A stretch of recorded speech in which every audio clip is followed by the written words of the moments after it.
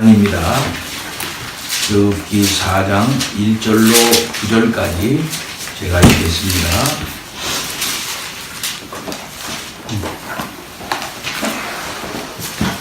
출애굽기 4장 1절로 9절.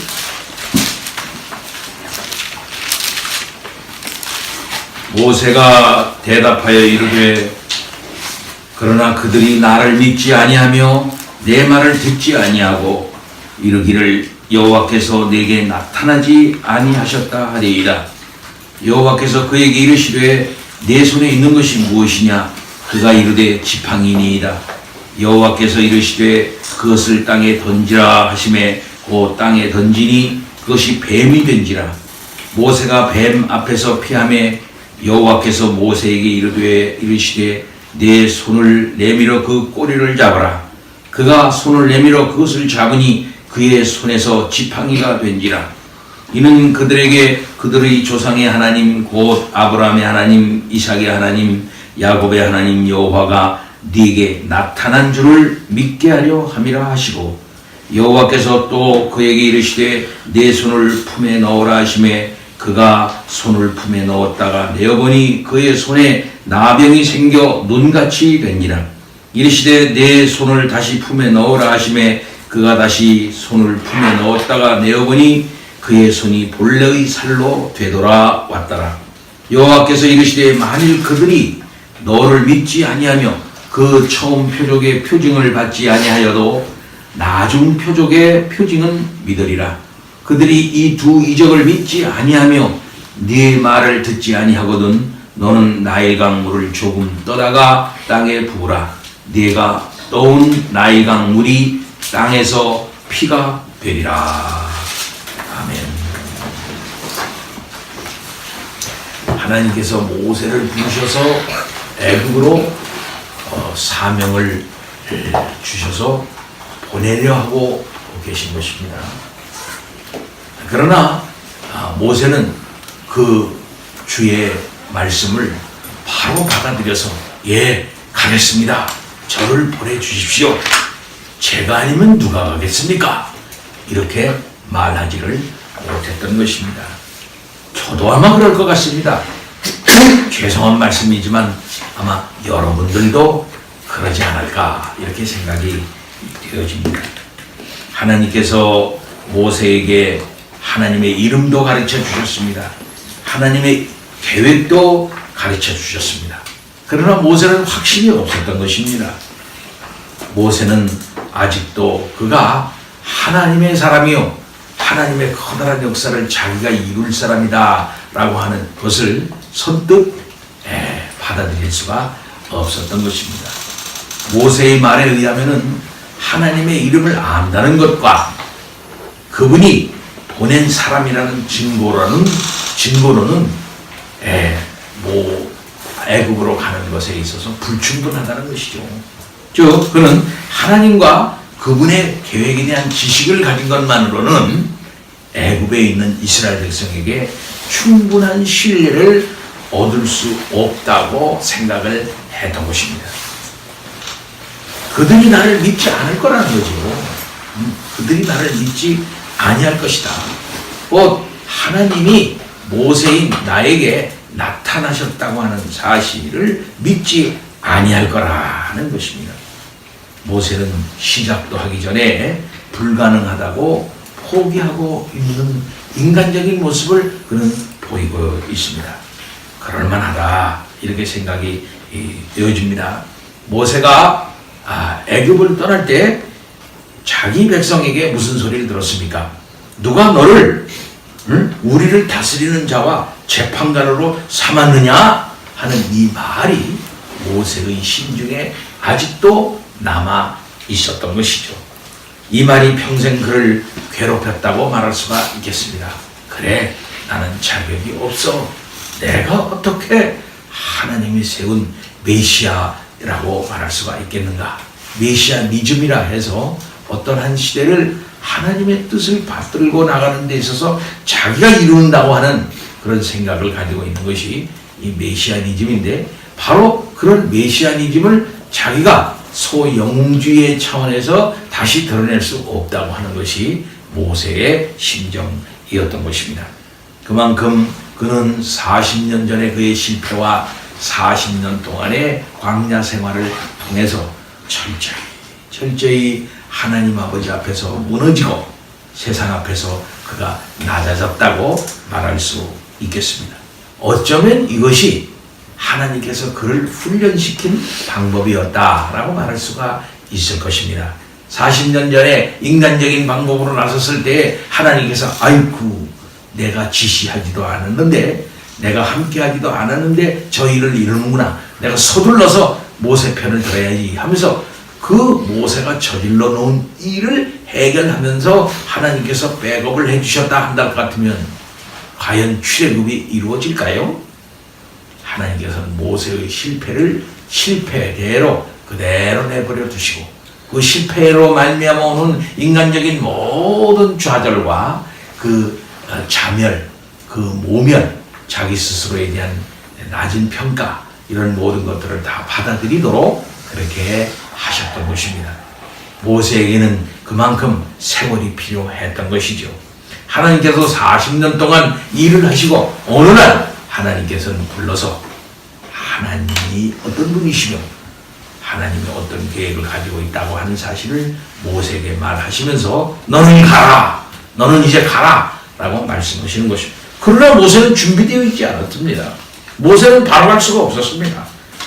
하나님이 나와 함께 하신다고 하는 사실을 저 백성들이 어떻게 알고 나를 받아들일 수 있겠습니까? 이렇게 말할 때 하나님께서는 3가지 징표를 그에게 허락해 주셨던 것입니다. 이 3가지 징표는 참으로 하나님이 모세와 함께 하신다고 하는 사실을 이스라엘 백성들이 믿을 수 있도록 하는 것이었고 모세로 하여금 하나님이 함께 하여 주시는 그 분명한 징표와 함께 확신을 가지고 애굽으로 갈 수 있도록 하게 하시는 하나님의 방법이었던 것입니다. 그 첫 번째 표징은 무엇입니까? 지팡이입니다. 지팡이. 그 모세가 가지고 있는 지팡이를 땅에 내려놓으면은 뱀으로 변하는 것이었고 그 다음에는 그 뱀으로 변한 그 지팡이 그 뱀의 꼬리를 잡으면 다시 지팡이가 되게 하는 그러한 이적을 우리 하나님께서 보이셨습니다. 내가 손에 가지고 있는 것이 무엇이냐? 보통 지도자들이 지팡이를 가지고 다니죠. 마술사들도 지팡이를 가지고 다닙니다. 그런데 당시 이집트 애굽의 마술사들도 눈속임을 통해서 이 지팡이를 가지고 뱀을 만드는 그런 일이 이제 있었지 않습니까? 근데 그 마술사들이 그 만든 그 뱀을 갖다가 뭡니까? 눈속임이죠, 그 사실은. 근데 모세가 행한 그 이적으로 만든 뱀이 잡아먹었지 않았어요? 그저 마른 막대기에 지나지 않았던 모세의 지팡이가 하나님의 손에 잡히니 생명과 도구로 가득한 뱀이 되었던 것입니다. 하나님이 도구로 사용할 수 없는 사람은 없습니다. 비록 몽당연필과 같은 우리를 한달지라도 하나님의 손에 들리기만 하면은 참 아름다운 주의 역사를 이루는 도구가 될 수 있는 것 아니겠습니까? 자, 지팡이와 뱀이 여기 등장하고 있습니다. 지팡이와 뱀에는 어떤 상징적인 의미가 있다 이렇게 말할 수가 있겠죠. 고대 애굽에서 지팡이는 왕의 권위와 능력의 상징이었습니다. 그리고 이 애굽 왕들이 쓰던 지팡이에는 당시 수호신으로 그들이 생각하고 있었던 코브라 모양의 표상이 거기 새겨져 있었던 것이죠. 왕의 왕관에 새겨진 뱀은 왕에게는 신적인 보호와 권능을 의미했고 왕을 대적하는 자에게는 죽음을 경고하는 것으로 여겨졌던 것입니다. 하나님은 뱀으로 변해버린 지팡이를 두려워하는 이 모세에게 뱀의 꼬리를 잡으라고 그렇게 했어요. 모든 땅꾼들이 얘기하듯이 꼬리를 잡으면 안 된다는 거죠. 여러분 뱀 잡는 거 보셨죠? 뱀을 딱 거기다 모가지 여기를 갖다가 딱 등 뒤에서 잡지 않습니까? 그러면은 뱀 꼬리하고 뭐 다 제압이 되는 거거든요. 근데 독이 있는 뱀 꼬리를 딱 잡으면 뱀이 뒤로 탁 돌아와서 어딜 물어버릴까요? 손을 확 물어버린다 이 말씀입니다. 그러니까는 뱀 꼬리를 잡는 것은 어리석은 일이에요. 예. 그러니까 이런 위험한 상태에서 뱀꼬리를 하나님께서 잡아라 이렇게 하는 것은 나를 믿고 순종해라, 걱정하지 마라, 내가 너와 함께 한다 하는 모세의 믿음을 요구하시는 것입니다. 이 징표의 중요성은 애굽에서 왕의 권위를 상징했던 뱀이 모세의 하나님과 함께 하시는 그 능력 앞에 완전히 들어온다라고 하는 것을 상징하는 거 아니겠습니까? 따라서 모세는 애굽 왕에게 견줄 만한 능력과 권위를 우리 하나님께서 모세에게 주시는 그런 일이었던 것입니다. 자, 하나님이 모세에게 주신 두 번째 표징은 무엇일까요? 그것은 나병이라고 오늘 본문에 이제 번역이 됐습니다만 이 나병은 아니라고 말을 합니다. 나병이라고 하는 것은 번역은 적절하지 않다. 이렇게 학자들이 다 얘기를 하고 있는 것을 보았습니다. 실제 나병의 증서와 이렇게 비슷한 것 같지만 아주 다르다고 해요. 왜 그러냐면 이것은 눈같이 하얗게 됐는데 나병은 눈같이 하얗게 되지는 않는다고 합니다.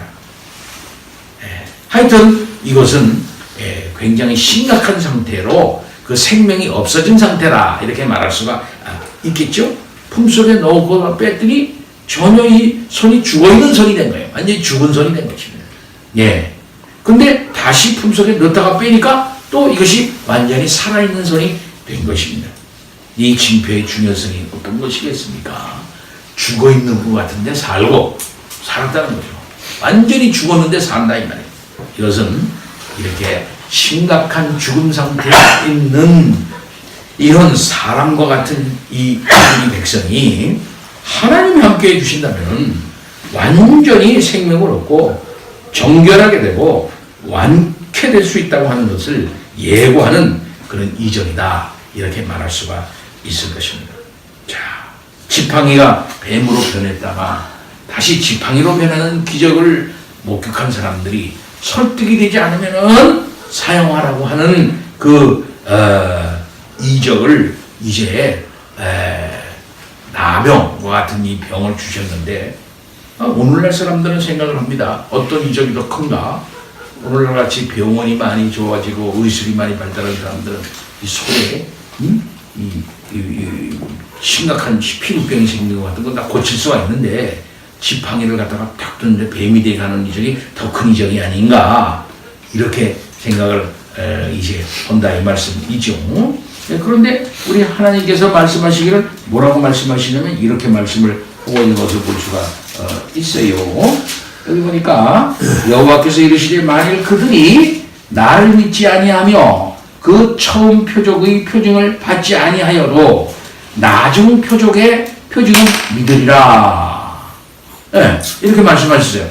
그러니까 어떤 면에서는 나중 표적이 더 사람을 더 확신하게 하는 그런 효력이 있는 센 표적이다 이 말씀이지요. 근데 현대인은 그걸 믿기가 어렵죠. 그러나 고대인들은 달랐다는 겁니다. 고대 사람들은 우리가 앞에도 이제 살펴보겠지만 애굽의 술사들도 지팡이를 이렇게 속임수를 통해 가지고 이 뱀을 만들 수가 있다 이 말이에요. 그러니까 사람들은 그 뱀 만드는 거는 그건 뭐 쉬운 일이야 이렇게 생각할 수 있다 이거죠. 그러나 당시 병이 난다는 것, 병이라는 것은 뭐냐? 이것은 신이 내리는 저주다. 그리고 병이 났다 하는 것은 신이 주시는 은혜다 이렇게 생각한다. 그러니까 병이 생기고 않고 하는 것은 신의 저주며 신의 은혜다 하나님과 관계된다. 신과 관계되는 거다. 이렇게 생각하는 거예요. 그러니까 저 사람이 신과 통하는 사람이다라고 하는 사실을 분명하게 알려주는 것은 뭐냐고 같으면 병이 낫는 것이었어요. 그래서 질병을 낫게 하는 마술사들은 낫게 하는 것은 마술사들은 할 수 없었다고 해요. 예. 그래서 질병을 앓는 사람이 다시 그가 고침을 아주 완벽하게 받았다는 것을 와, 그 신이 도왔구나, 신이 함께했구나 라고 그들이 고대 사람들이 생각했다고 합니다. 따라서 하나님께서 이 처음 표적은 그들이 믿지 않을 수도 있으나 나중 표적은 믿으리라 라고 하는 이 말씀이 가능한 것입니다. 자, 세 번째 표징은 무엇입니까? 그것은 나일강의 물이 피로 변하는 것을 말씀하고 있습니다. 근데 두 기적은 되돌릴 수 있는 것이에요. 그러나 이 나일강의 물이 피로 변하는 것은 한 번 진행이 되면 되돌릴 수가 없어. 네, 물이 흘러가니까 계속. 또한 이 기적이 미치는 영향과 위험이라는 것은 처음 두 기적보다 훨씬 광범위하죠. 지팡이 하나가 뱀이 됐다가 다시 지팡이가 됐다가 또 손이 나병처럼 심각한 병이 걸렸다가 말았다가 하는 것은 그건 아주 한계가 있는 거예요. 그죠? 제한적인 거예요. 그러나 이 나일강 전체가 큰 피로 변한다고 하는 것은 이 광범위한 것이다. 이거는 엄청난 일이에요. 나일강이 피로 변한다는 것은요, 완전히 에집트가 죽는다는 의미입니다. 이거는요, 엄청나게 위협적인 거죠. 하나님은 이 첫 번째 기적이 이스라엘 백성을 설득하는데 설득하는데 충분하겠지만, 그렇지 않다 하더라도 두 번째에 확실한 효과를 발휘할 것이라고 말씀을 하신 것입니다. 네. 그런데 그들의 이 두 가지, 아까 얘기한 뱀의 표적과 그 다음에 이것이 이제 손을 넣었다 뺐다 하는 그것이 그들의 태도를 돌이키지 못할 때 사용하라고 주신 것이 무엇이냐면 나일강의 물을 피로 변하게 하는 그런 능력이었던 것입니다. 물론 모세는 이 기적을 애굽에 가야만 행할 수 있는 것이었어요. 나중에 이 기적은 애굽 사람들이 당하게 되는 10재앙 중 첫 번째 재앙이 되는 것이죠. 애굽 사람들은 이 강은 생명의 젖줄이라고 생각을 했습니다. 특히 나일강은 더했어요. 그래서 나일강이 홍수로 말미암아 범람을 하게 되면은 저 위에서부터 토사를 갖다가 가지고 내려옵니다. 그 황하강처럼 그런 붉은 물이 내려와 가지고서 그 나일강의 그 삼각줄을 형성을 해요. 그러면 그 삼각주가 아주 위에서부터 내려온 토사로 말미암아 아주 비옥한 땅이 되는 거죠. 거기서 농사를 짓는 거예요. 그래서 그 농사가 아주 애굽 사람들을 다 먹여 살릴 수 있는 그런 비옥한 그런 그 땅이 되는 거죠. 그래서 이 나일강은 살아있다. 심지어 나일강은 신이다 라고 숭배를 했던 것입니다. 이렇게 하나님께서 애굽 사람들이 신격화해서 섬기던 이 나일강을 피로 변하게 하신다고 하는 것은 뭘 의미하는 것일까요? 그것은 애굽 전체에 재앙을 내린다는 것이죠. 하나님이 결국은 자연을 다스린다고 하는 사실을 강조할 뿐만 아니라 애굽 사람들이 생각하는 그 신, 자연신, 이런 신이 여호와 앞에 꼼짝 못한다. 꼼짝 못한다. 애굽 전체의 이 생명 전체를 하나님께서 다 주장하신다 라고 하는 것을 암시하는 그런 것이었다고 말할 수 있습니다. 다른 말로 말하면 모든 애굽의 신이 하나님께 복종하지 않을 수 없는 것이다. 피는 생명과 죽음을 상징하는 것 아니겠습니까? 그래서 이 기적을 이스라엘 백성들 앞에 가서 행할 때 하나님께서 생명과 죽음, 우리의 삶 전체를 다 하나님께서 책임지시고 계시고 하나님의 뜻대로 움직이시는 거구나. 하나님이 살리시면 살고 하나님이 죽이시면 죽는 거구나 라고 하는 사실을 분명하게 그들에게 표준으로 보여주라 해요. 그래서 애굽의 나일 강물을 조금 떠다가 땅에 부어보라 이 말이에요. 그럼 하나님에 의해서 이 땅이 살고 땅이 죽고 그들이 그렇게 기대어 살고 있는 애굽 땅이라고 하는 것이 어느 날 갑자기 이게 피의 땅, 죽음의 땅으로 변할 수 있다고 하는 사실을 분명하게 말씀해 주고 하나님이 인도하시면 그곳으로 가야만 된다 하는 사실을 이거 히브리 사람들한테 분명히 보여줘라 이거죠. 하나님은 이런 분입니다.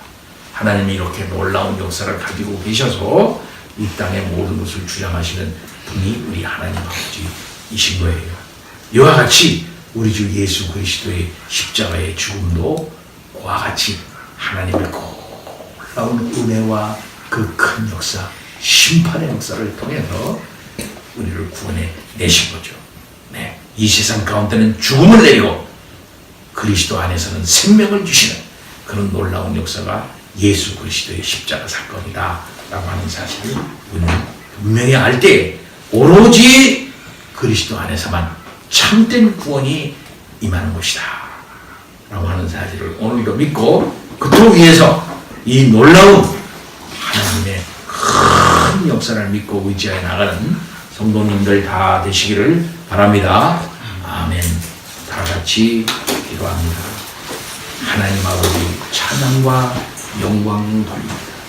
하나님의 그 신역사 오늘도 찬양 올립니다.